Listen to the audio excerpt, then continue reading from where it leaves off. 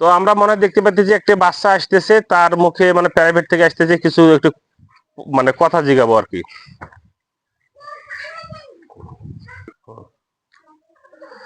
তো বাবু, তুমি তোমার বাসা কোথায়? আমার বাসা ভাবনপুরি। আচ্ছা আচ্ছা, এদিক কোথায় যাচ্ছ?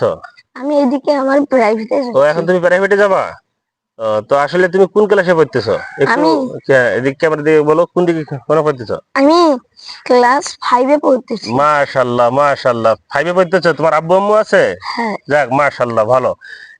তুমি ইয়া কোন মাদ্রাসা লাইনে লেখাপড়া করছো? না। এমনি মক্তব পড়ো? না, হ্যাঁ, এখানে মক্তব পড়ি। এখানে মক্তব পড়ো, মাশাআল্লাহ। তো তুমি যে মক্তব পড়ো, তুমি আমাদের এই যে এখানকার মক্তব পড়ো, তো এখানে কি তুমি কি সূরা ফাতিহা পড়তে পারো? হ্যাঁ।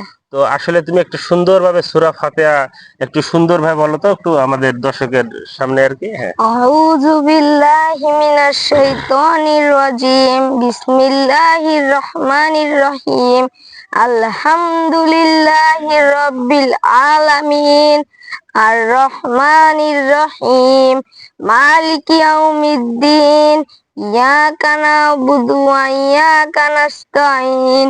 ইহদিনাস সিরাতাল মুস্তাকিম।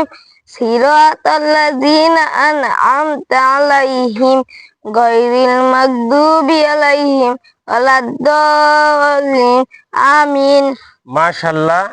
আসলে বাচ্চার যে কোরআন তেলাওয়াত করলো, ওনার যে মনের প্রতিভাটা অনেকে খুবই ভালো লাগছে আসলে।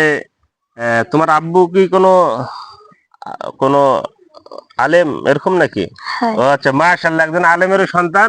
তার কণ্ঠটা আবার অনেক সুন্দর হয়েছে।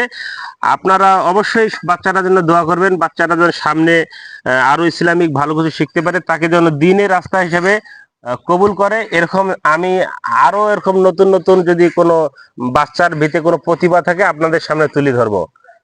ঠিক আছে।